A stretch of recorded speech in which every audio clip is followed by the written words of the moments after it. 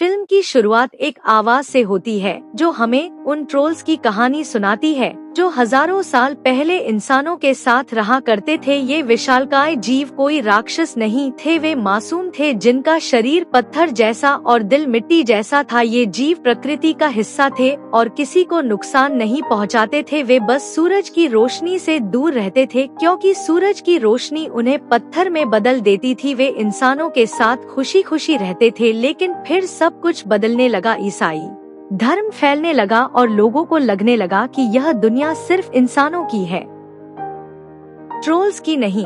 इसके बाद इंसानों ने इन मासूम ट्रोल्स का शिकार करना और उन्हें परेशान करना शुरू कर दिया। वे उन्हें जबरदस्ती धूप में ले जाते जिससे वे पत्थर बन जाते। पवित्र जल और चर्च की घंटियों की आवाज भी ट्रोल्स के लिए बहुत दर्दनाक होती थी। इससे वे कमजोर पड़ जाते थे और इंसान इसी कमजोरी का फायदा उठाते थे।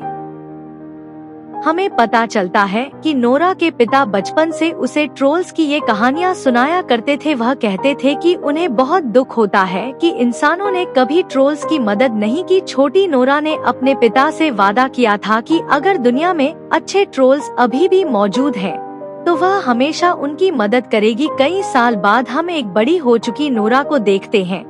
उसके पिता की मौत हो चुकी है और उनके जाने के गम में वह जंगल में रहती है और ट्रोल्स पर रिसर्च करती है।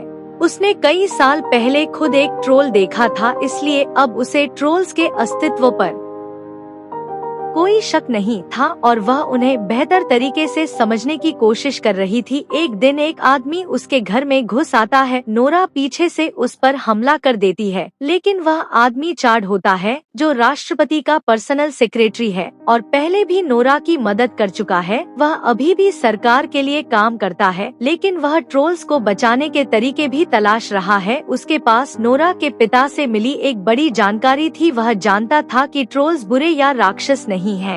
इसके बाद चार्ड नोरा को एक सीक्रेट लैब में ले जाता है जहां उसकी मुलाकात प्रोफेसर लहरी से होती है। नोरा की तरह वह भी ट्रोल्स पर रिसर्च कर रहा था। यहाँ नोरा को एक चौंकाने वाली बात पता चलती है। नाजी दौर में मिला एक ट्रोल इसी लैब के अंदर रखा हुआ था। वैज्ञानिकों ने उसका नाम जेरी रखा था। प्रोफेसर बताता है कि जेरी पिछले 100 सालों से सो रहा था। नोरा को यह भी पता चलता है कि वैज्ञानिकों ने रिसर्च के लिए उसके शरीर के कुछ हिस्सों को काट कर अलग कर दिया था। यह सुनकर नोरा बहुत गुस्सा हो जाती है और उसे उस ट्रोल पर दया आती है। नोरा एक लिफ्ट से जेरी के कान के पास जाती है और चुपके से उसे एक कविता सुनाती है। नोरा की भावनाओं और उसके प्यार को महसूस करके जेरी अपनी आंखें खोल देता है। 100 साल बाद जेरी जाग चुका था। जब जेरी खुद को बंधा हुआ पाता है तो वह गुस्से में आ जाता है। वह पूरी लैब को तबाह कर देता है और नोरा की लिफ्ट को भी फेंक देता है। हालांकि नोरा किसी तरह गिरने के बाद बच जाती है। जेरी खुद को आजाद करके लैब से बाहर निकल जाता है और रास्ते में सब कुछ तबाह करने लगता है। उसे कारों, इंसानों और घरों की कोई परवाह नहीं होती। वह बस आगे बढ़ता जाता है और अपने रास्ते में आने वाली हर चीज को कुचल देता है। एक जगह बच्चे पार्टी कर रहे होते हैं, तभी ट्रोल छत तोड़कर अंदर घुसता है और बच्चों को पकड़ लेता है। बाकी ट्रोल से अलग यह ट्रोल बेहद खतरनाक था। जब नोरा और उसकी टीम को इस घटना के बारे में पता चलता है तो वे उसे रोकने का फैसला करते हैं। उनकी टीम राष्ट्रपति से मिलती है। राष्ट्रपति ट्रोल को मारने का आदेश देता है, लेकिन नोरा और चार्ड नहीं चाहते कि उसे मारा जाए। वे मिशन पर जाने के लिए तैयार हो जाते हैं, लेकिन अंदर ही अंदर उनका प्लान ट्रोल को बचाने का होता है। इसी दौरान हमारी मुलाकात कैप्टन क्रिस से होती है, जो इस मिशन में शामिल होता है। क्रिस और उसकी टीम हेलीकॉप्टर तैयार करते हैं जिनमें यूवी लाइट्स लगी होती हैं। उनका मकसद ट्रोल को यूवी लाइट से पत्थर में बदलना था। उस रात जेरी अभी भी इंसानों को खा रहा होता है। क्रिस और बाकी हेलीकॉप्टर ट्रोल के पास पहुंचते हैं और उसे मारने की कोशिश करते हैं।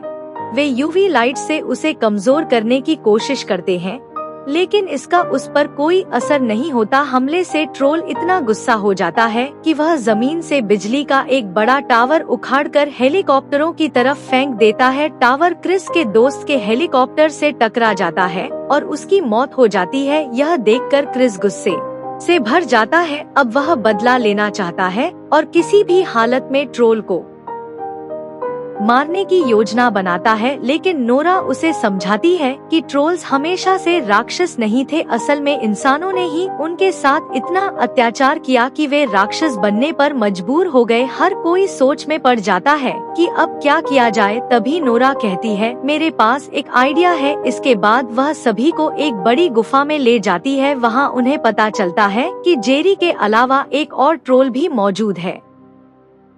यह ट्रोल शांत और दयालु है और कई साल पहले नोरा से मिला था। नोरा उससे कई बार मिल चुकी है और वह उसका एक अच्छा दोस्त भी है। अब नोरा चाहती है कि जेरी को रोकने में वह उनकी मदद करे। नोरा सबको सच्चाई बताती है कि इन पहाड़ों में रहने वाले लगभग सभी ट्रोल्स को इंसानों ने मार दिया था, सिर्फ यही एक छोटा ट्रोल बच पाया था। पिछले 100 सालों में वह बड़ा होता गया। नोरा ने उसका नाम नेचर रखा था। नोरा ट्रोल को एक कविता सुनाती है और उससे जेरी को रोकने में मदद करने के लिए कहती है। नेचर उसकी बात समझ जाता है और जेरी से मिलने चला जाता है, लेकिन जेरी इंसानों से नफरत करता है और उसकी बात सुनने से इनकार कर देता है। गुस्से में जेरी अपना पैर जमीन पर पटकता है, इससे नेचर के नीचे की बर्फ टूट जाती है और वह पानी में गिर जाता है। यह देखकर नोरा बहुत दुखी हो जाती है। उसे लगता है कि नेचर पानी में डूब गया है। वहीं दूसरी तरफ जेरी वहां से आगे बढ़ जाता है। नोरा को एहसास होता है कि जेरी ट्रॉनहाइम जा रहा है, जहां कभी सेंट ओलाफ रहा करते थे। नोरा, चार्ड और उनकी टीम भी उसके पीछे निकल पड़ती है। सब जानते थे कि सेंट ओलाफ की कब्र चर्च में कहीं मौजूद है, लेकिन आज तक कोई उसे ढूंढ नहीं पाया था। यहाँ नोरा और चार्ड अपनी समझदारी से एक पेंटिंग पर बने 3 निशानों को खोज लेते हैं। ये निशान एक दरवाजा खोलने की चाबी थे। वे उन निशानों में लकड़ियां लगाते हैं। तभी दीवार घूमने लगती है और उसके पीछे उन्हें ओलाफ का शव मिल जाता है। उनके कपड़ों में उन्हें एक चांदी की तलवार और एक चिट्ठी मिलती है। चिट्ठी का दूसरा हिस्सा उस लैब में मौजूद था जहां जेरी को रखा गया था। दोनों हिस्सों को जोड़कर वे चिट्ठी में बने चित्रों को मिलाते हैं और फिर उन्हें असली सच्चाई पता चलती है। लोग हमेशा से कहते आए थे कि सेंट ओलाफ ने ही ट्रोल्स को मारने का आदेश दिया था, लेकिन यह सच नहीं था। ओलाफ ने कभी ट्रोल्स को मारने का आदेश नहीं दिया था। वह सिर्फ उन्हें इंसानों से दूर किसी सुरक्षित जगह भेजना चाहता था ताकि इंसान और ट्रोल्स शांति से रह सके। लेकिन चर्च ने ओलाफ की बात नहीं मानी और सभी ट्रोल्स को मार डाला। इसके बाद चर्च ने इस पूरे मामले का दोष ओलाफ पर डाल दिया। सच्चाई छिपाने के लिए उन्होंने ओलाफ को भी मार दिया और उसकी कब्र को छिपा दिया। अब नोरा समझ जाती है कि जेरी अपने पुराने साथियों की मौत का बदला लेने के लिए ट्रॉनहाइम जा रहा है। उसे रोकने के लिए नोरा को याद आता है कि ट्रोल्स पवित्र जल से कमजोर पड़ते हैं। इस चर्च के नीचे पवित्र जल की एक बहुत बड़ी झील मौजूद थी। नोरा, वहाँ के लोग और सेना मिलकर इसी पवित्र जल से हथियार और बम तैयार करते हैं। जैसे ही रात में जेरी ट्रॉनहाइम पहुँचता है, वे चर्च की घंटियां बजाकर उसे कमजोर करने की कोशिश करते हैं और उस पर पवित्र जल से बने बम फेंकते हैं, लेकिन इसका जेरी पर ज्यादा असर नहीं होता। वह सिर्फ गुस्से में आ जाता है और पहले से भी ज्यादा तबाही मचाने लगता है। हालात और बिगड़ने ही वाले होते हैं कि तभी नेचर पानी से बाहर निकल आता है। नेचर को जिंदा देखकर नोरा बहुत खुश हो जाती है।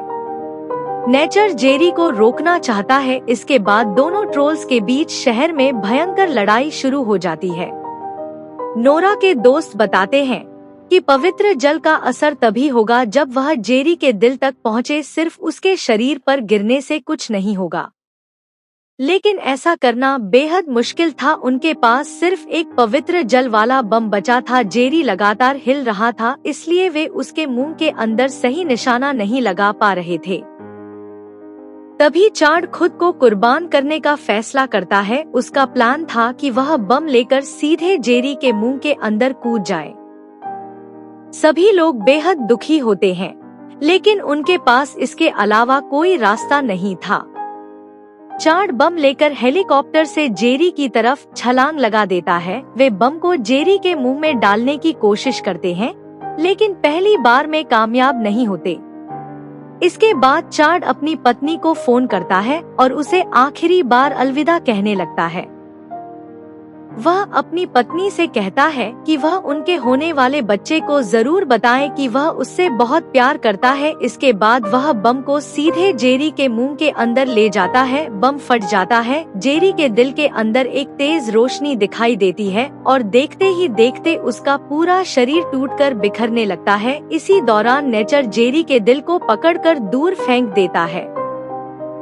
आखिरकार जेरी की मौत हो जाती है और टीम जीत जाती है, लेकिन चार्ड की मौत से नोरा और उसकी पूरी टीम बेहद दुखी होती है। फिर भी इंसानियत सुरक्षित हो जाती है। इसके बाद फिल्म हमें कई महीनों बाद का समय दिखाती है। चार्ड का बेटा पैदा हो चुका होता है। टीम के सभी लोग नोरा के घर उससे मिलने आते हैं। तभी अचानक उन्हें घर हिलता हुआ महसूस होता है। नोरा बाहर देखती है तो उसे नेचर अपनी तरफ आता हुआ दिखाई देता है। अब इंसानों को समझ आ चुका था कि ट्रोल उनका दुश्मन नहीं है, बल्कि वह इंसानों की मदद भी करता है। अब वह छिपकर नहीं रहता, बल्कि खुलेआम आजाद होकर घूमता है। एक बार फिर इंसान और ट्रोल दोस्त बन चुके थे। हालांकि कोई नहीं जानता था कि यह दोस्ती आखिर कितने समय तक कायम रहेगी। लेकिन फिल्म के आखिरी सीन में हमें एक प्रोफेसर दिखाई देता है जो अपनी लैब में एक छोटे से ट्रोल को रखे हुए है। वह ट्रोल धीरे धीरे बड़ा हो रहा होता है और इसी रहस्य के साथ फिल्म खत्म हो जाती है कि आखिर वह प्रोफेसर उस ट्रोल के साथ क्या करने वाला है।